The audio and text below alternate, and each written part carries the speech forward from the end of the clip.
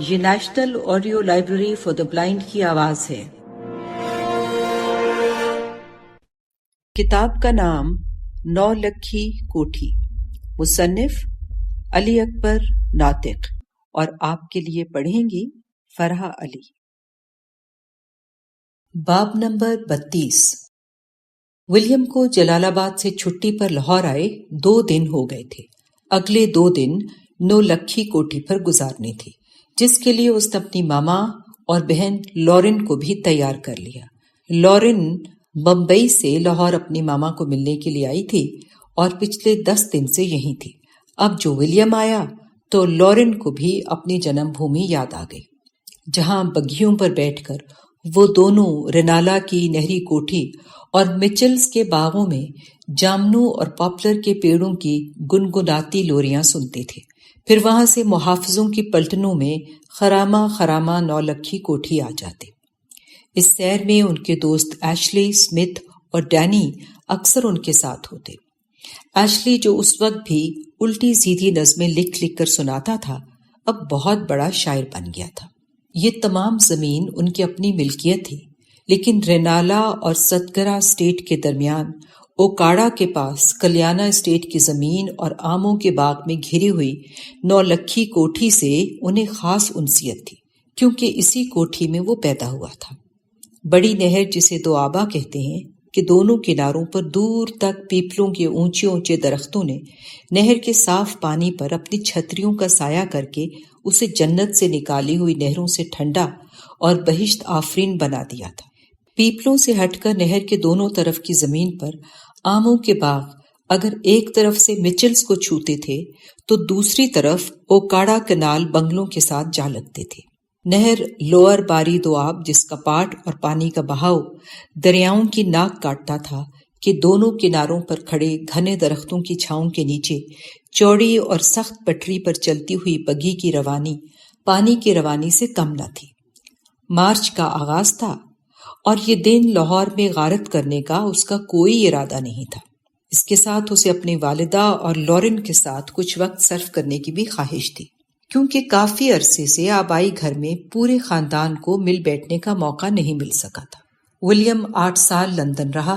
اس کی غیر حاضری میں ہی لورن بیاہ کر بمبئی جا پہنچی، جبکہ جانسن صاحب کا لاہور تبادلہ ہونے کی وجہ سے اس کی والدہ بھی وہیں منتقل ہو گئی۔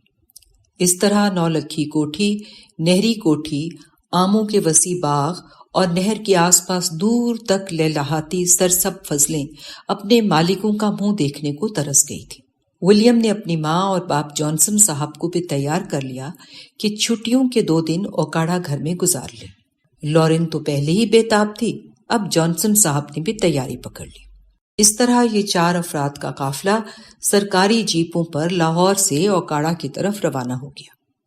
قافلے کی نگرانی اور پروٹوکول کے لیے 2 مزید جیپیں ساتھ تھیں، جن پر حفاظتی پولیس اور دیگر عملہ سوار تھا۔ 9 لکھی کوٹھی پر 25-30 ملازم جانسن کی غیر حاضری میں بھی ہر وقت موجود رہتے، تاکہ مویشی فارم، استبل، کوٹھی اور باغ کی حفاظت رہے۔ لیکن ان کے کوٹھی پر جانے سے ملازم کم پڑ سکتے تھے، اس لیے جانسن نے ڈپٹی کمشنر مونٹگومری کو اپنے آنے کی اطلاع کر دی۔ اسے کہہ دیا کہ کچھ ملازم بھی وہاں بھیج دیے جائیں۔ چنانچہ رات ہی کو ان کی استقبال کے لیے 50-60 افراد مزید 9 لکھی کوٹھی پر پہنچ گئے تھے۔ موسم کافی خوشگوار تھا اور ولیم بھی بہت دنوں کے بعد جا رہا تھا، اس لیے اسے کچھ زیادہ ہی لطف محسوس ہو رہا تھا۔ ہلکی ہوا کے جھونکوں اور روشن دن میں ولیم اور اس کی فیملی 9 لکھی کوٹھی پہنچے تو دن کے 10 بج رہے تھے۔ ادھر ادھر بندوقیں تھامے سنتری اور محافظ اس طرح پھیلے تھے جیسے وائسرائے کا دورہ ہو۔ اس کے علاوہ دیسی عوام اور کاشتکار ستگرا روڈ پر دور تک سڑک کے کنارے سلامی کو حاضر تھے۔ ان میں 90% تو وہ تھے جو جانسن صاحب کی زمین کی دیکھ بھال اور کاشت کرتے تھے، باقی کے بھی بالواسطہ انہی کے دامن سے بندھے اپنی روٹی پیدا کرتے تھے، اور خوش اس لیے تھے کہ مقامی مالکان کی نسبت جانسن صاحب کا رویہ ان مزارعین کے ساتھ کافی بہتر تھا۔ 9 لکھی کوٹھی 1 فرلانگ رہ گئی تو ولیم نے خواہش ظاہر کی کہ وہ گاڑی سے اتر کر اپنے گھر جائے۔ ولیم کی اس تجویز پر اس کی والدہ لورن اور بذات خود جانسن صاحب بھی گاڑی سے اتر گئے۔ ان کو دیکھتے ہوئے باقی عملہ بھی احتراماً جیپوں سے اتر گیا اور پیچھے پیچھے چلنے لگا۔ ولیم فیملی کے ساتھ آہستہ آہستہ گھر کے باغات کے درمیان چھوٹی نہر پر بچھی صاف سڑک پر جا رہا تھا، جبکہ مقامی چودھری، سردار اور سیاستدان کلے دار پگڑیاں سروں پر باندھے اور مزارے لوگ دھوتیاں جانگیے پہنے ہاتھ باندھے استقبال میں چپ چاپ ولیم اور ان کے خاندان کو گزرتے دیکھ رہے تھے۔ ان مقامیوں کے سیاہ رنگ کے چہرے گال پچکے ہوئے اور سکڑی ہوئی کالی ٹانگیں بتا رہی تھیں کہ غلاموں کی حقیقی تصویر انہی لباسوں میں بنتی ہے۔ انہیں دیکھ کر ولیم نے ایک لمحے کے لیے خداوند یسوع مسیح کا شکر ادا کیا کہ اس کی رگوں میں بہرحال انگریزی خون دوڑتا ہے، لیکن پھر ان کی دلجوئی کے لیے اچانک ولیم نے اپنا ہاتھ اوپر کر کے ان مقامی مزاروں کو سلام کر دیا۔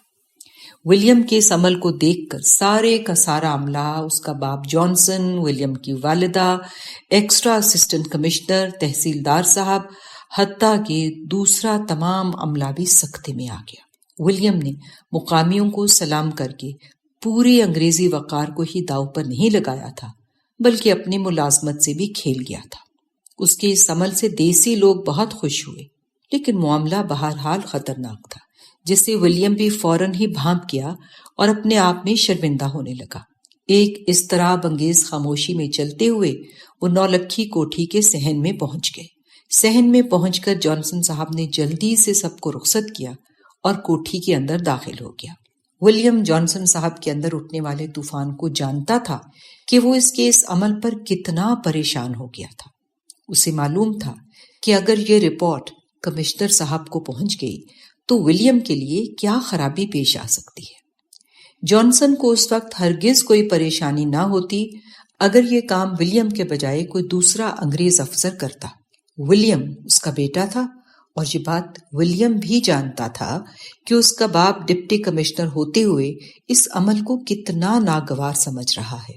اب گھر میں خلوت کے دوران اس کی سرزنش ہونے کا وقت قریب تھا۔ اس کے باوجود اسے یہ حوصلہ تھا کہ ابھی اسے اپنے باپ ہی سے واسطہ تھا، جو سرزنش کے علاوہ اور کچھ نہیں کر سکتا تھا۔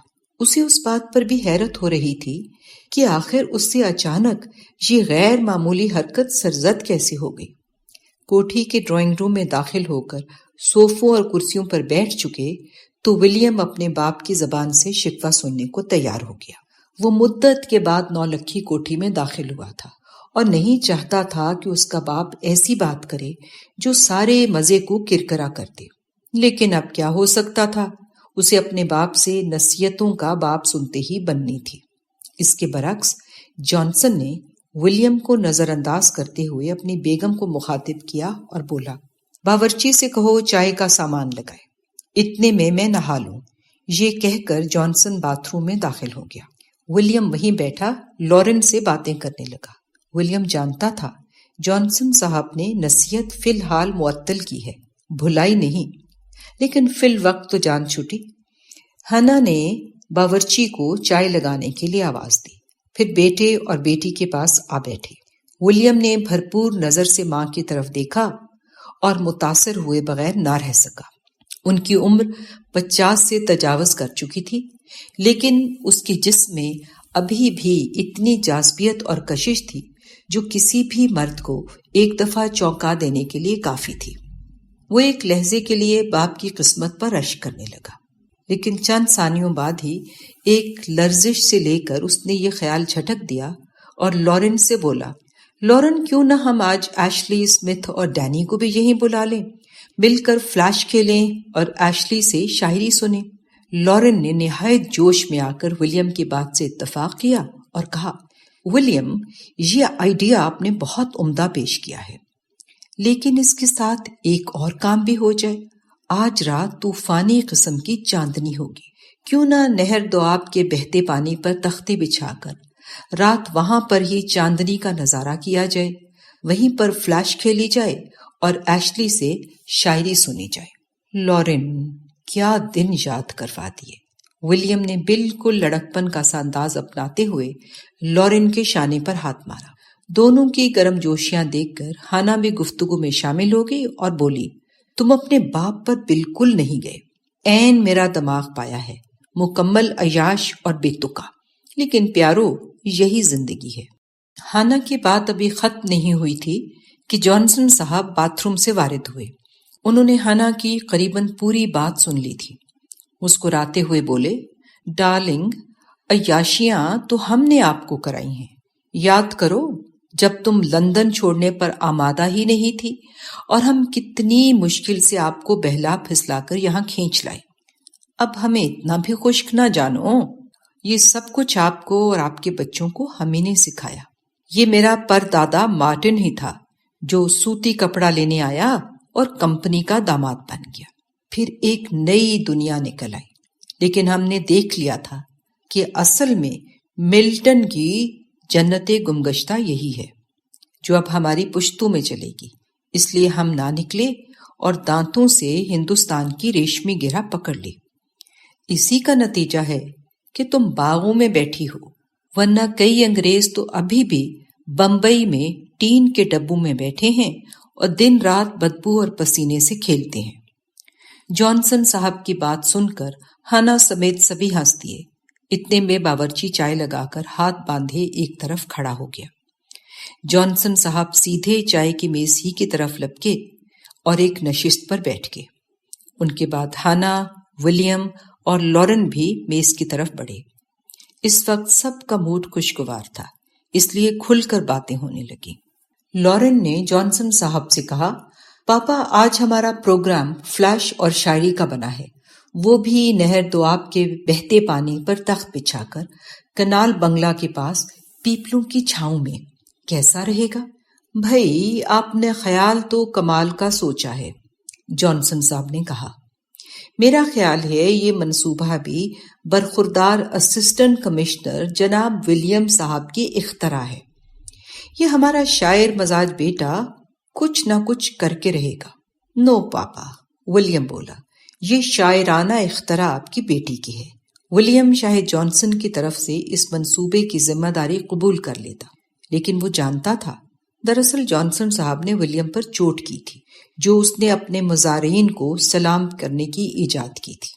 جی، لارن نے مکہ لہراتے ہوئے کہا، پاپا یہ منصوبہ میرے دماغ کا سرمایہ ہے جو میں نے جناب میں گزارا ہے۔ ہانا بولی، لو بھائی، اب تو سارا گھر ہی شاعر ہو گیا، ایشلی کی صحبت میں کچھ تو ہونا ہی تھا، جبکہ سارا گھر نواب پہلے ہی تھا، اب لکھنؤ لٹنے میں کیا کسر باقی رہے گی۔ جانسن صاحب نے لقمہ دیا، اس کے بعد ایک اور قہقہا لگا۔ چائے ختم ہو چکی تو جانسن صاحب نے نائب تحصیلدار کو طلب کیا، جس کی ڈیوٹی جانسن صاحب اور اس کی فیملی کے اوکاڑا میں قیام تک ان کے ساتھ لگ چکی تھی۔ نائب تحصیلدار جانسن صاحب کا بلاوا سنتے ہی بھاگتا ہوا اندر داخل ہوا اور حکم سننے کے لیے کھڑا ہو گیا۔ جانسن کے چہرے پر نہایت سنجیدہ افسرانہ تمکنت سمٹ آئی جو ایک ڈپٹی کمشنر کی طبیعت کو اس وقت لازم تھی۔ مسٹر، لارن جو کچھ کہتی ہے وہ غور سے سنو اور اس پر جلدی عمل کرو۔ اب جانسن صاحب نے لارن کی طرف دیکھا، جس کا مطلب تھا کہ وہ اپنی بات تحصیلدار کو سمجھا دے۔ لارن نے تحصیلدار کو وہ تمام ہدایات جاری کر دی جس کا آئیڈیا پہلے ہی وہ بیان کر چکی تھی۔ تحصیلدار ہدایات سن کر جیسے ہی مڑا، ولیم نے اسے دوبارہ آواز دی، سنیے مسٹر، رنالا سے ایشلی اور ڈینی کو اطلاع کر دو، ان کے دوست ولیم اور لارن نولکھی کوٹھی پہنچ گئے ہیں اور آپ کو یاد کر رہے ہیں۔ سپہر تک آ جائیں، ہم کھانا ان کے ساتھ کھائیں گے، اس کے علاوہ کچھ بٹیروں اور مرغابیوں کے گوشت کا بندوبست بھی کرا دو۔ جی بہتر سر، تحصیلدار نے فرما برداری سے حکم سنا۔ حکم دینے کے بعد جانسن پھر ہانا کی طرف متوجہ ہوا اور اس کے ساتھ دوبارہ بات کرنے لگا۔ اس کا مطلب تھا کہ تحصیلدار صاحب جا سکتا ہے۔ اس نے ہلکا سا ہاتھ اٹھا کر ماتھے پر رکھا اور صحن سے باہر نکل گیا۔ اس وقت 11:30 بج چکے تھے۔ اب جانسن نے اپنے خاص منشی تفضل شاہ کو بلانے کا ارادہ کیا، جو جانسن کی تمام زمینوں کا ذمہ دار تھا اور مزارین کے ساتھ سارے حساب کتاب کا کھاتا بھی اسی کے پاس تھا۔ خانسامہ نے کچھ ہی دیر بعد تفضل شاہ کو بلا لیا۔ تفضل شاہ 50-55 سال کا نہایت شستہ آدمی تھا۔ وہ جانسن کے سامنے اپنے سادات پن کا وقار برقرار رکھنے کے لیے جھکنے سے گریز ہی کرتا، جس کا احساس جانسن کو بھی تھا، اور جانسن کو شاہ صاحب کا اتنا سا نخرہ ان کی ایمانداری کی وجہ سے قبول تھا۔ ویسے بھی ہندوستان میں سادات کا جو احترام تھا، جانسن اس سے خوب واقف تھا۔ ادھر جانسن شاہ صاحب سے زمینوں کے حساب کتاب میں جت گئے، ادھر ولیم، لارن اور ان کی والدہ مویشی فارم کا دورہ کرنے کے لیے چل پڑے، جو صرف 200 قدم کے فاصلے پر 9 لکھی کوٹھی کے پچھواڑے واقع تھا۔ اس فارم میں اعلیٰ قسم کی ساہیوال نسل کی گائیں اور نیلی کی سینکڑوں بھینسیں تھیں۔ ان گائیں اور بھینسوں کا دودھ اور مکھن سارا سال ہندوستان کے انگریز دوست احباب کے علاوہ انگلینڈ تک بھی جاتا۔ اکثر اوقات نوابوں اور مہاراجاؤں کی خدمت میں ہی مکھن مہر بستہ بھیجا جاتا، جس کے عوض داد اور صلے حاصل کیے جاتے۔ فارم میں گائیں اور بھینسوں کے علاوہ شرطوں پر دوڑنے والے بیل اور گھوڑے بھی تھے، جن میں میم صاحبہ کی تو کوئی دلچسپی نہیں تھی، البتہ وہ جانسن کے شوق تھے اور بھرپور شوق تھے۔ فارم اور اس کے مضافات میں پھیلی ہوئی تمام چیزیں باور کراتی تھی کہ صاحب نوابوں سے کسی طرح بھی کم نہ تھے۔ بہت سے انگریز افسروں کو اس فیملی کے یہ نخرے اور نوابی انداز کھٹکتے تھے، لیکن جانسن صاحب اور اس کا باپ اور دادا ایسے چالاک تھے کہ جس افسر کی طرف سے انہیں حسد اور نقصان کا اندیشہ ہوتا، اسے اتنے زیادہ تحفے اور گھی مکھن بھیج دیتے کہ اس بیچارے کو مروتاً خاموش ہونا ہی پڑ جاتا۔ ایک دو دفعہ تو انتہائی مہنگی قسم کے 2 گھوڑے بھی گورنر لاہور کی نظر کیے گئے۔ اصل پوچھو تو اسی کی وجہ سے جانسن صاحب اتنی جلدی اس اہم عہدے پر جا کھڑے ہوئے تھے، اور انہیں ان کی مرضی کے بغیر کہیں ہلایا بھی نہیں گیا تھا۔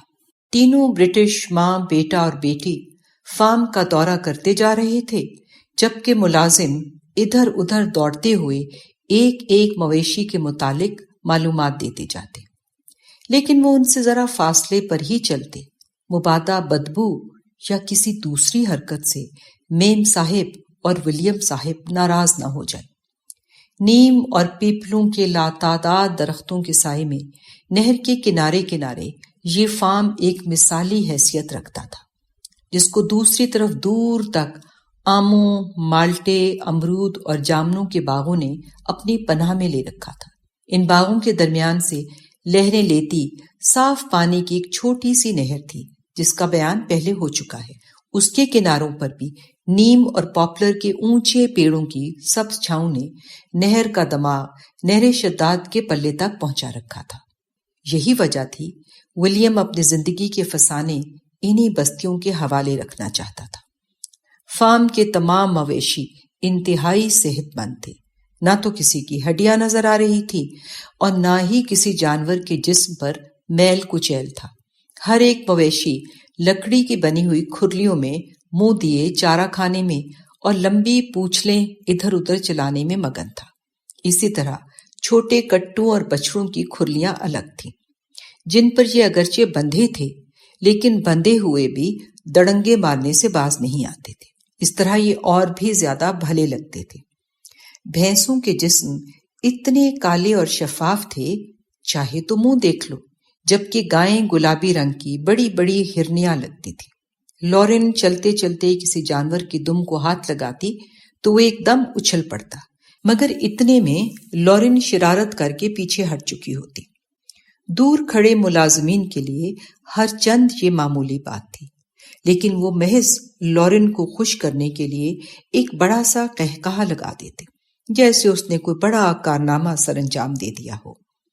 فارم کو عبور کر کے ولیم، لارن اور ہنا نہر کے دامن میں چلنے لگے تو ایسے لگا جیسے 3 گلابی سرف باغوں کے سائے سائے چلے جاتے ہوں۔ مقامی وہیں رک گئے تھے کہ وہ اس سیر میں ہم قدمی کے قابل نہیں تھے۔ یہ بات ولیم اور دیسی سب ہی جانتے تھے۔ ولیم کے ذہن میں بچپن ہی سے ایک خیال تھا، لیکن اس پر واضح نہیں ہو رہا تھا کہ وہ کیا سوچ رہا ہے اور جو سوچ رہا ہے وہ ٹھیک بھی ہے کہ نہیں، جس کا عملی مظاہرہ گاہے گاہے کرتا بھی رہا ہے۔ اسی ذہنی کیفیت کے تحت یا مقامی لوگوں کے چہروں کو دیکھتے ہوئے اس نے چلتے چلتے ہانا سے ایک سوال کر ہی دیا، ماما کیا ایسا نہیں ہو سکتا ان دیسی لوگوں کے لیے ایک انگریزی اسکول قائم کر دیں جہاں ان کی جاہل اولادیں کچھ پڑھ لکھ کر اپنی حالت سیدھی کر لیں؟ پھر ہانا کے جواب دینے سے پہلے ہی دوبارہ بولا، میرا مطلب ہے اس کی نگرانی ہم کیتھی کے حوالے کر دیں گے کہ وہ یہاں آ کر فارغ تو نہیں بیٹھے گی۔ گویا ثابت کرنا تھا کہ دراصل وہ یہ مقامیوں کے لیے نہیں کیتھی کے لیے کرنا چاہتا ہے۔ ہانا نے ایک نظر ولیم کی آنکھوں میں جھانکا اور بولی، ولیم میرا خیال ہے تمہیں کیتھی سے زیادہ ان کالوں کی فکر ہے، تم ان کے بارے میں حاکم بن کر کیوں نہیں سوچتے؟ خداوند یسوع مسیح نے تم پر ایک برکت نازل کر کے کمشنر بنا دیا ہے، کہیں ایسا نہ ہو وہ اپنی برکت واپس لے لے اور تم انہی کالوں کے ساتھ عذاب میں گرفتار ہو جاؤ، کیونکہ انہیں ایسی حالت میں ہم نے نہیں خداوند یسوع مسیح نے رکھا ہے۔ اب ان کو نہ یسوع مسیح جانتا ہے اور نہ یہ اس کو جانتے ہیں، اس لیے ان سے دور رہو اور خدا کی برکتوں کو ضائع نہ کرو۔ جانسن صاحب تمہارے بارے میں بہت فکر مند ہیں، وہ کہہ رہے تھے فیروز پور سے بھی ان کی رپورٹس اچھی نہیں آ رہی، اور یہ کہ ولیم گورنمنٹ سے زیادہ رعایا کا وفادار ہے، اس بات کے اثرات اس کی ملازمت پر برے پڑیں گے۔ ولیم کو اپنی ماں کی بات سمجھ نہیں آ رہی تھی۔ یہ کیسے ہو سکتا ہے یسوع مسیح غریبوں اور ناداروں کا ساتھ دینے کے خلاف ہو؟ اگر یہ بات ٹھیک تھی تو پھر ہندوستان کے جتنے شودر اور دلت ہیں یسوع مسیح کو مان کر ان کی حالت کیوں ٹھیک نہیں ہوئی؟ وہ تو ان مسلمانوں اور سکھوں سے کہیں زیادہ بدتر حالت میں ہیں، اور یہ ہندوستان کے نوابین جن کی حالت ہم سے بھی کہیں بہتر ہے، یہ کس یسوع مسیح کو مانتے ہیں؟ لیکن یہ وہ باتیں تھیں جن کے سمجھنے کی ہنا صاحبہ کو ضرورت نہیں تھی، اس لیے ولیم نے اپنی ماں کے بجائے چلتے چلتے ایک لمحے کے لیے لارن کی طرف دیکھا اور بولا، لارن میری سمجھ میں یہ بات نہیں آتی کہ اگر پورا ہندوستان اسی طرح کا ہو جائے جس طرح ہمارا یہ فارم اور زمینیں اور باغات ہیں تو گورنمنٹ کا کیا نقصان ہوگا؟ میں تو یہی سمجھتا ہوں اس کے خراج اور مالیے میں اضافہ ہوگا، اور جہاں برطانیہ میں آج یہاں سے 10 روپے جاتے ہیں وہاں اسے 100 پاؤنڈ جانے لگیں گے۔ لارن نے ولیم کی اس بات پر غیر استفہامی انداز میں سر جھٹکا اور بولی، ولیم مجھے ایسی باتیں سمجھ نہیں آتی، تم یہ بتاؤ کیتھی کو کب یہاں لا رہے ہو؟ اب وہ بیچاری کب تک سردی میں ٹھٹھرتی رہے گی؟ میں چاہتی ہوں اسے ان آموں کے موسم تک بیاہ کر لے ہی آؤ۔ ولیم نے کاندھے اچکائے اور ہانا کی طرف دیکھ کر بولا، یہ بات تو ماما ہی طے کریں گی، میں نے تو اپنا کام مکمل کر دیا ہے۔ ہانا نے ولیم کی طرف دیکھا اور بولی، ولیم تمہارے اشارے کی بات ہے، میں کمشنر صاحب سے ابھی بات کر لیتی ہوں، لیکن پہلے یہ طے کرو اس کے لیے کون سی قیام گاہ آپ کے حوالے کی جائے۔ ماما میرا تو خیال ہے اس جگہ سے بہتر کوئی ٹھکانہ نہیں، وہ یہاں بہت خوش رہے گی۔ میں چاہتا ہوں میں اس کے لیے یہاں ایک جدید اسکول قائم کر دوں جہاں چھوٹے پیمانے پر مقامی عیسائی اور مسلمان بچوں کی تعلیم کا انتظام ہو جائے۔ وہ ویسے بھی اس کام کو پسند کرتی ہے۔ اوکے جیسی آپ کی مرضی، لیکن میرا خیال ہے آپ پہلے اسے بیاہ لاؤ، اس کے بعد دوسرے منصوبوں پر بھی عمل کر لینا۔ ہانا نے ولیم کی طرف دیکھے بغیر جواب دیا۔ نہر اب مالٹوں کے باغ سے آموں کے باغ کی طرف نکل گئی تھی، اس لیے ولیم، لارن اور ہانا نے اپنا راستہ بدل کر شرینے کے بڑے بڑے درختوں کے درمیان سے دوبارہ نولکھی کوٹھی کی طرف رخ پھیر لیا۔ بہار شروع ہو چکی تھی، شرینا کی شاخوں پر پھوٹتی ہوئی تازہ پتوں کی کونپلیں ایسی میٹھی خوشبو چھوڑ رہی تھیں جن کے آگے سارے جہان کے پرفیوم مان تھے۔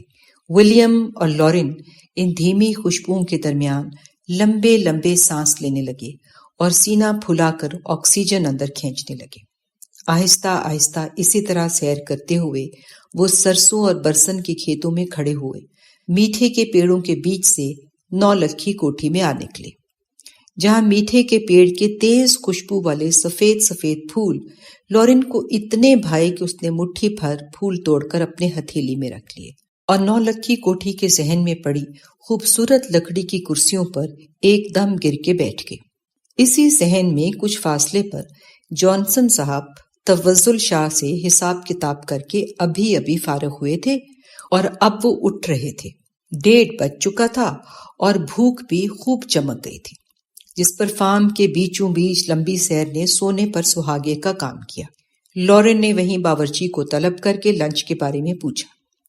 باورچی نے نہایت ادب سے جواب دیا، میم صاحبہ آپ ہی کا انتظار ہے، لنچ تو کافی دیر کا لگ چکا ہے۔ باورچی کی طرف سے کھانے کا سن کر سب ایک ہی دفعہ کوٹھی کے وسیع ڈائننگ ہال کی طرف جانا شروع ہو گئے۔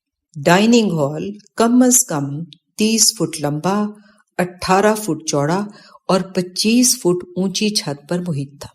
دیواروں کے ساتھ بڑے بڑے طاق اور طاقوں میں سجے ہوئے فانوس، جھاڑ اور آتش دان لگے تھے۔ آتش دان کی خاص ضرورت تو نہیں تھی، کبھی کبھی ہی سخت سردی میں جلتا تھا، لیکن انگریزی طرز تعمیر کے مطابق اس کا بھی اہتمام کیا گیا تھا۔ کمرے کے درمیان میں ایک بڑی اور سندلی میز، جس پر ریشمی دسترخوان اس طرح بچھا تھا کہ اس کے کنارے نیچے پاؤں تک چھوتے تھے۔ چھت پر لٹکے ہوئے فانوس اور ان کے درمیان بجلی کے پنکھے ڈائننگ ہال کو ایک نوابی شان سے دوچار کرتے تھے۔ بجلی رنالہ بجلی گھر بن جانے سے کافی مقدار میں دستیاب تھی، اس لیے بعض اور بھی چیزیں بجلی پر چلنے والی مہیا کی گئیں، جن میں سے اکثر اسی ڈائننگ ہال اور ڈرائنگ روم میں موجود تھیں، مثلاً گراموفون، ریکارڈ سسٹم، بھاپ دان، کھانا پکانے کے لیے ہیٹر اور اسی طرح کی بیشتر چیزیں۔ ڈائننگ ہال میں بچھا ہوا قالین بھی اپنی مثال آپ تھا، جو اسپیشل نواب صاحب آف بہاولپور نے جانسن صاحب کو ان کی بہاولپور ریاست میں تعیناتی پر تحفہ دیا تھا۔ اس کے علاوہ بھی بہت ساری چیزیں مختلف جگہوں سے تحفہ میں آئی ہوئی ڈائننگ ہال اور ڈرائنگ روم میں موجود تھیں۔ ان سب چیزوں کو انہی 2 کمروں میں رکھنے سے جانسن صاحب کے نوابوں اور مہاراجوں سے تعلقات اپنے شریکے کے انگریزوں پر اچھی طرح کھل جاتے تھے، جن کی بعض انگریز افسر حسرت ہی کر کے رہ جاتے۔ کھانا میز پر دور تک چینی، کانچ اور سٹیل کے برتنوں میں سجا تھا۔ دوپہر کا یہ کھانا دودھ، مکھن، جیم، اچار، پلاؤ، روغنی روٹیاں، کھیر، جوس اور 2-3 قسم کے گوشت پر منحصر تھا۔ سور کا گوشت اس خاندان نے عرصہ پہلے چھوڑ رکھا تھا، اس لیے اس کا میز پر کوئی انتظام نہیں تھا۔ اس معاملے میں جانسن اور ولیم کے ان انگریز دوستوں کو کوفت ہوتی تھی جنہیں یہ گاہے بگاہے کھانے پر بلاتے، لیکن باقی چیزیں کافی مزیدار ہوتی اور کھانا بدمزہ نہ ہو پاتا، اور سور کے بغیر بھی ان کا گزارا چل ہی جاتا۔ ویسے بھی 9 لکھی کوٹھی پر اکثر ان کے رنالہ اسٹیٹ، ستگرہ اسٹیٹ اور مچلز والی انگریز مہمان ہی آتے تھے، جو خود بھی دیسی کھانوں میں رچ بس گئے تھے۔ کھانے کی میز پر بھی کافی گپ شپ رہی، لیکن یہاں بھی جانسن صاحب نے ولیم سے اس کی جلال آباد میں تعیناتی اور ملازمت کے تجربات سے متعلق کوئی سوال نہیں کیا۔ اس پر ولیم حیران تھا، لیکن خوش بھی تھا کہ ایسے خوشگوار ماحول میں اس طرح کی گفتگو نامناسب تھی۔ 10-15 منٹ میں ہلکی وائن کے ساتھ مزیدار کھانا کھا کر سب اٹھ کھڑے ہوئے اور تھوڑی دیر کے لیے آرام کرنے اپنے اپنے کمروں میں چلے گئے، کیونکہ 4 بجے رنالہ سے ولیم کے بچپن کے دوست ایشلے کے آ جانے پر اس کا استقبال بھی کرنا تھا، جس سے پچھلے 7 سال سے ملاقات نہیں ہو سکی تھی۔ لندن سے آنے کے بعد ولیم کو مسلسل نوکری کے بکھیڑوں میں اتنا وقت نہ مل سکا کہ وہ دوستوں کے ساتھ مل کر کچھ دیر گپ شپ کی چولیں کر لی اور ایشلے سے اس کی شاعری سن لی، جو بچپن کے وقت تو محض دل بہلانے کی ہوتی تھی، لیکن بعد میں جب اس نے ولیم کو اپنی نظمیں لندن بھیجی تو وہ بہت عمدہ تھی۔ آج ایشلے سے ہونے والی ملاقات کے تصور سے اسے عجب سرشاری کا لطف محسوس ہو رہا تھا۔ لندن میں اسے کیتھی نے کسی بھی قسم کی کمی محسوس نہ ہونے دی تھی، لیکن ایشلے کی بات ہی کچھ اور تھی۔ انہی احساسات میں اسے اپنے اور ایشلے کے ساتھ گزارے ہوئے ایسے وقت کی جھلکیاں یاد آنے لگی جنہیں یاد کر کے وہ کچھ شرما سا گیا، لیکن وہی جھلکیاں اسے مزید لطف اندوز کرنے لگی اور وہ ایشلے کی ملاقات کے لیے بے چین سا ہو گیا۔ لندن سے آنے کے بعد اس سے ملاقات اس لیے بھی نہ ہو سکی کہ وہ جب ہندوستان آیا تو ایشلی کلکتے میں ایک کالج میں بطور پروفیسر تقرری کے لیے اپنے آرڈر لینے جا چکا تھا۔ اس کے بعد ولیم لاہور سے فیروز پور چلا گیا۔ یوں اب تک دونوں میں دوری برقرار رہی تھی، لیکن خوش قسمتی سے اب دونوں ہی اوکاڑا میں موجود تھے اور ایک دوسرے سے ملاقات کے لیے بے چین تھے، جو چند لمحوں کے بعد ہونے والی تھی۔ جانسن صاحب قیلولے کے لیے جا چکے تھے، لیکن ولیم باہر نکل کر صحن میں ٹہلنے لگا۔ تھوڑی دیر ٹہلتے ٹہلتے اس نے باورچی کو آواز دے کر کافی بنانے کے لیے کہا اور پھر اسی طرح ٹہلنے لگا۔ اگرچہ اس کا چہل قدمی کرنے کو دل نہیں تھا، لیکن اسے بس ایشلی سے ملنے کی بے چینی لگی ہوئی تھی۔ اسی کیفیت میں ولیم کو 15 منٹ گزر گئے۔ اتنے میں باورچی کافی بنا کر لے آیا اور وہ کوٹھی کے وسیع لان میں پڑی ہوئی کرسیوں میں سے ایک پر بیٹھ کر کافی کی چسکیاں لینے لگا۔ ابھی اس نے 2 ہی گھونٹ لیے تھے کہ دور سے گاڑی کے آنے کی آواز سنائی دی۔ ولیم کافی کا کپ وہیں رکھ کر اٹھ کھڑا ہوا اور آموں کے باغ کے دوسری طرف سے آنے والی گاڑی کا انتظار کرنے لگا۔ چند ہی لمحوں میں اسے ایشلی اور ڈینی کے چہرے نظر آئے، جنہیں اتنا عرصہ گزر جانے کے بعد بھی پہچاننے میں دقت نہیں ہوئی۔ اس نے دور ہی سے دونوں کی شکلوں میں واضح فرق کو محسوس کر لیا تھا۔ جیسے ہی جیپ پیپل کے درخت کے نیچے پکی اینٹوں کی سڑک پر آ کر رکی، ولیم ملنے کے لیے تیزی سے اس طرف چل پڑا۔ ادھر سے ایشلی اور ڈینی بھی گاڑی سے چھلانگ مار کر ولیم کی طرف بھاگ کھڑے ہوئے۔ اس تیزی میں ڈینی کا کنٹوپ سر سے گرتے گرتے بچا۔ اس اشتیاق میں سب نے ملازموں کے سامنے اپنے پورے انگریزی وقار کو پاؤں کی ٹھوکر پر رکھ دیا اور ایک دوسرے کو بے انتہا جوش کے ساتھ گلے ملنے لگے، رہ رہ کر لپٹنے لگے، یہاں تک کہ ایک دوسرے کے بوسے بھی لے لیے۔ ان کے اس انداز کو دیکھ کر ملازم حیران رہ گئے۔ ان کی نظر میں یہ فعل انتہائی غیر اخلاقی اور تعجب انگیزی کا تھا، اور یہ بات راست کر دینے کے لیے کافی تھا کہ فرنگی قوم بہت زیادہ فحاشی پھیلانے والی ہے۔ کچھ دیر وہیں کھڑے اپنے اشتیاق کو کم کرنے کے بعد تینوں اسی جگہ لان میں بیٹھ کے اور باتیں کرنے لگے۔ اس جذباتی ملاقات میں ولیم کو یہ بھی یاد نہ رہا کہ دوستوں کو چائے ہی پوچھ لے۔ کچھ دیر چولیں کرنے کے بعد اس کو خیال آ ہی گیا اور اس نے ملازم کو آواز دے کر کافی بنانے کے لیے کہا۔ ایشلی، جو ولیم کا اصل میں جگری دوست تھا، کچھ دیر جی بھر کے ولیم کی طرف دیکھتے ہوئے بچپن کے نظاروں میں کھو گیا۔ پھر بولا، دوست، میں نے تو خیال کیا تھا آپ لندن کے ہو کر رہ گئے، ہندوستان نہیں لوٹو گے اور یہاں ہم آپ کی روح ہی تلاش کریں گے۔ ولیم ایشلی کی سبزی مائل نیلی آنکھوں میں دیکھ کر بولا، ڈیئر، میں آپ کو ایک بات بتا دوں، آپ صرف شاعری کرتے ہیں، لیکن اس پر عمل میں کرتا ہوں۔ دیکھنا، ایک روز آئے گا آپ میری روح ہندوستان کی خوشبوؤں میں ڈھونڈو گے۔ پھر آموں کے باغ کی طرف اشارہ کرتے ہوئے، ان درختوں کے پتوں کی رگوں میں میری سانس چلتی ہے۔ ڈینی ولیم کو جذباتی ہوتے ہوئے دیکھ کر بولا، چھوڑو یار، آپ تو شاعری میں بات کرنا شروع کر دیتے ہو، یہ کام ایشلی کے لیے رہنے دو۔ تم نے 1 سال سول سروس میں گزار لیا ہے، کوئی ان تجربوں کا حال سنا؟ کیسا لگا اس نوکری میں آنا؟ ولیم نے ڈینی کی بات کا مزہ لیتے ہوئے ایشلی کی طرف دیکھا اور کہا، ایشلی، یہ ڈینی عجیب آدمی ہے، کوئی موضوع چھیڑو، یہ بات دوسری طرف گھمانے کی کرتا ہے۔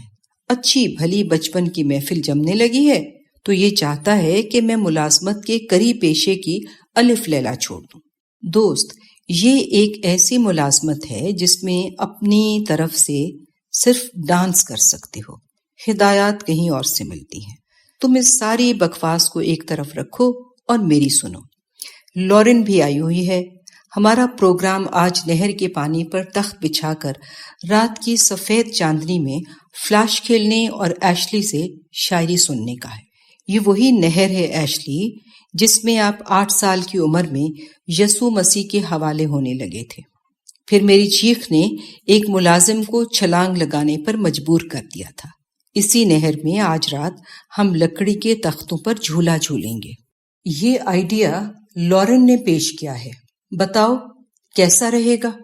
ایشلے اچھلتے ہوئے کھڑا ہو گیا اور بولا، ارے کمال ہے ولیم، لورن کے آنے کی خبر دے کر آپ نے صحرائے دل میں شبنم بھر دی۔ بہتی ہوئی نہر کے درمیان بیٹھ کر لورن سے باتیں کرنے کا لطف تو خوب آئے گا، لیکن یہ بتاؤ اس کا خاوند تو ساتھ نہیں ہے، پھر باتیں کھل کر نہیں ہو سکیں گی۔ چاروں طرف نظر دوڑاتے ہوئے، لیکن وہ نظر نہیں آ رہی، اس وقت سو رہی ہے، تھکی ہوئی ہے، ولیم نے وضاحت کی۔ اس کا خاوند اسے کچھ دنوں کے لیے یہاں چھوڑ کر بنارس گیا ہے، کسی نواب کے کیس کی تاریخ پر عدالتی معاملے میں۔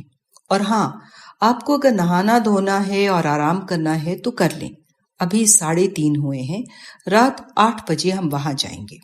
آرام کی ضرورت نہیں ہے جناب کمشنر صاحب، ایشلے نے ولیم کو طنز کرتے ہوئے کہا۔ اس طرح کے چونچلے سول سروس والوں کے ہوتے ہیں، ہم تو ٹھہرے مست شاعر، رات کی تنہائیوں میں پہروں پھرنے والے اور خوبصورت شکلوں پر نغمے کہنے والے۔ یاد ہے نا آپ کو، آپ پر اور لورن پر بھی کئی نظمیں کہہ رکھی ہیں۔ کیا لورن ویسی ہی ہے؟ مجھے تو اس کو دیکھے بھی 3 سال ہو گئے، بمبئی کیا گئی ہماری ذات ہی بھول گئی۔ ہاں ویسی ہی ہے، ولیم نے زور دے کر کہا۔ تینوں دوست کوٹھی کے صحن میں بیٹھے کافی کے ساتھ باتوں کے طوطے اڑاتے رہے۔ بیچ بیچ میں ایشلی اپنے نظمیں بھی سناتا رہا، جس میں یورپ اور ہندوستانی فضاؤں کا امتزاج تھا۔ اتنے میں دور سے آوازیں لگاتے ہوئی لورن بھاگی آئی اور ایشلے کے آتے ہی گلے لگ گئی۔ اس کے بعد ڈینی کو ملی اور بیٹھتے ہی ایشلی سے بولی، ایشلی آپ بہت یاد آتے ہو، بمبئی میں آپ کی نظمیں اکثر گنگناتی ہوں۔ ایشلی نے ولیم کی طرف دیکھ کر کہا، لیجئے ایک اور جھوٹ سن لیں، ایک خط تک نہیں لکھا اور لگی مجھے یاد کرنے۔ لورن نے ڈینی کی ایک چٹکی لیتے ہوئے کہا، ڈینی یہ ایشلی نرا شاعر ہے، احمق شاعر، ہم سے شادی کر لیتا، شاعری کے لیے اسے دوسرے موضوع کی تلاش نہ کرنی پڑتی، جتنا چاہتا ہم پر نظمیں کہہ لیتا۔ لورن کے اس چھیڑ خانی والے جملے پر سب نے بلند قہقہا لگایا۔ اس کے بعد لورن نے ولیم کی طرف دیکھ کر کہا، ولیم ایشلی سے ذرا وہ کبوتروں والی نظم سنیے، بہت عمدہ ہے، جب آپ لندن میں تھے اس نے مجھے سنائی تھی۔ ارے ایشلی کوئی ایسی نظم بھی لکھی ہے جو لورن کو بھی پسند آ گئی، ذرا سنے تو صحیح، ڈینی نے اس سے کہا۔ ایشلی نے اپنا ہیٹ اتار کر میز پر رکھا اور شاعرانہ انداز سے ایک طرف پہلو بدلتے ہوئے نظم شروع کر دی۔ ڈینی، لورن اور ولیم ہمہ گوش ہو گئے۔ اپریل کا آسمان بلند ہے، ایک بڑے زمرد کے انڈے کی طرح، نیلا اور شفاف۔ اس کی پہنائیوں میں اڑتے کبوتروں کا سفید رنگ سفید ہی نظر آتا ہے اور پنجوں کے ناخن گلابی۔ مجھے اپنی آنکھوں پر کبھی اعتبار نہیں رہا، لیکن میں اپریل کے آسمان سے دھوکہ نہیں کھا سکتا۔ میں نے اسے 25 بہاروں میں دیکھا، اس وقت جب پرندے اڑتے ہیں اور پریاں ہواؤں میں پر پھیلاتی ہیں۔ تمہیں خبر ہے، میں اسے کبوتروں والا آسمان کہتا ہوں۔ چراگاہوں میں چرتے مویشیوں کے درمیان دیکھتا ہوں، جب وہ چرتے چرتے اپنا منہ سبز چارے سے اوپر اٹھا کر خدا کو دیکھتے ہیں، کبوتروں کی پرواز کو دیکھتے ہیں۔ یہ کبوتر ہمیشہ اڑتے رہیں گے، اس وقت بھی جب میں نہیں ہوں گا۔ میرا یقین اعلان کرتا ہے، بڑے آسمان کے کبوتر ہی خدا ہیں۔ اب شام کے 5 بج چکے تھے اور شفق کا سورج لال روشنی چھوڑ رہا تھا۔ اس کے ساتھ ہی لان کے سبزے میں سیاہ مچھر تیرنے لگے جو اڑ اڑ کر آنکھوں کو آتے تھے، لیکن ہوا ایسی خوشگوار اور رومان پرور تھی کہ ہر ایک کو غش آ رہا تھا۔ اتنے میں جانسن صاحب بھی باہر نکل آئے، ان کے ساتھ ہانا بھی تھی۔ جانسن کے لان میں آتے ہی تمام لوگ اٹھ کر کھڑے ہو گئے۔ ڈینی اور ایشلی نے آگے بڑھ کر انہیں سلام کیا اور ہاتھ ملایا۔ جانسن نے انہیں مربیانہ انداز میں سلام کا جواب دیا اور کہا، لڑکوں، آپ کے لیے نہر پر تخت بچھا دیے گئے ہیں، میں اور ہانا بھی ڈنر آپ کے ساتھ ہی نہر پر کریں گے، اس لیے تیار ہو جاؤ۔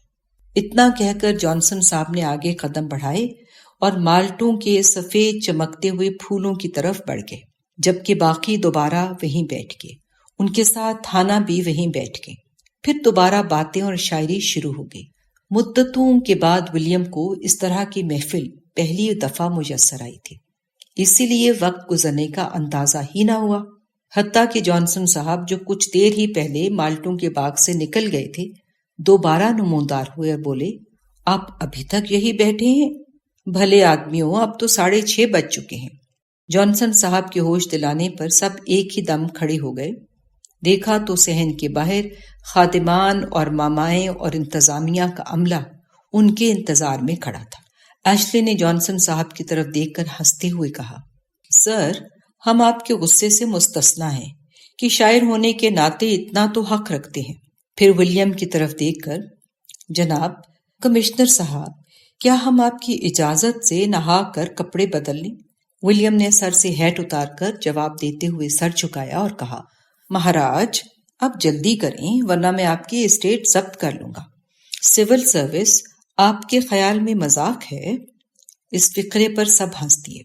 اس کے بعد ولیم، جانسن، ڈینی اور لارن تیار ہونے کے لیے کوٹھی میں چلے گئے۔ رات کے 2 بجے تک نہر کے چلتے پانی پر چاندنی رات میں شراب، بٹیروں اور مرغابیوں کے کباب، فلیش اور شاعری کرتے اور گاہے گاہے ہندوستان اور یورپ کی زندگی کا جائزہ لیتے، سب ہی اتنا تھک چکے تھے کہ صبح 11 بجے آنکھ کھلی۔ البتہ جانسن صاحب صبح 6 بجے ہی دوبارہ جاگ گئے تھے اور فارم کی سیر کرتے ہوئے دور تک نکل گئے تھے۔ 11 بجے اٹھ کر سب نے نہایا اور کافی پی، حتیٰ کہ لنچ کا وقت ہو گیا۔ لنچ کے بعد ولیم نے اعلان کیا، دوستو، میں نے ابھی براستہ ہیڈ سلیمان کی جلال آباد نکلنا ہے، اس لیے میری رخصت کا وقت آ رہا ہے۔ انشاءاللہ اگلے سنیچر دوبارہ ملاقات ہوگی۔ آپ چاہیں تو یہاں رہیں اور چاہیں تو رینالا جائیں۔ یہ کہہ کر تیاری میں مصروف ہو گیا۔ 2 بجے کے قریب جب ولیم بالکل تیار ہو گیا اور ڈینی اور ایشلی کو ملنے کے لیے باہر نکلا تو وہ دونوں بھی پیپل کے سائے تلے اپنی گاڑی کے پاس رینالا جانے کے لیے تیار تھے۔ ولیم دوستوں کے پاس جا کھڑا ہوا جہاں لارن پہلے ہی موجود تھی۔ جانسن صاحب نے ولیم کو مخاطب کر کے کہا، ولیم، دوستوں کو رخصت کر کے ذرا اندر آئیں۔ ولیم ڈرائنگ روم میں پہنچا تو جانسن صاحب اور ہانا دونوں بیٹھے ان کا انتظار کر رہے تھے۔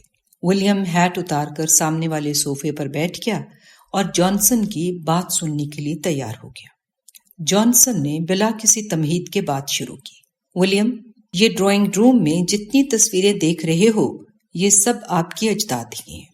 ان میں کوئی ایسا نہیں جس کی خدمات خاندان اور گورنمنٹ کے لیے یکساں فخر کا باعث نہ ہو۔ یہ ہندوستان جس کے رومان میں آپ مبتلا ہو، یہ ہمیں بھی اتنا ہی اپنی طرف کھینچتا ہے جتنا آپ کو، لیکن اس کی محبت کے کچھ آداب ہیں اور وہ آداب تمہارے ہاتھ سے نکلتے جا رہے ہیں۔ تمہیں معلوم ہونا چاہیے، کالے اور سفید لوگوں کے درمیان ایک لکیر ہے، اسے جب بھی عبور کیا جائے گا اسی وقت یہ زمین اپنے گلے سے ہمارے اقتدار کی رسی کاٹ دے گی۔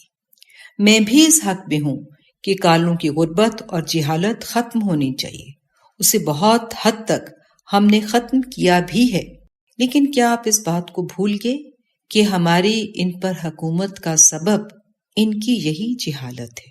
چنانچہ اسے ایک حد تک ان پر مسلط رکھنا ضروری ہے۔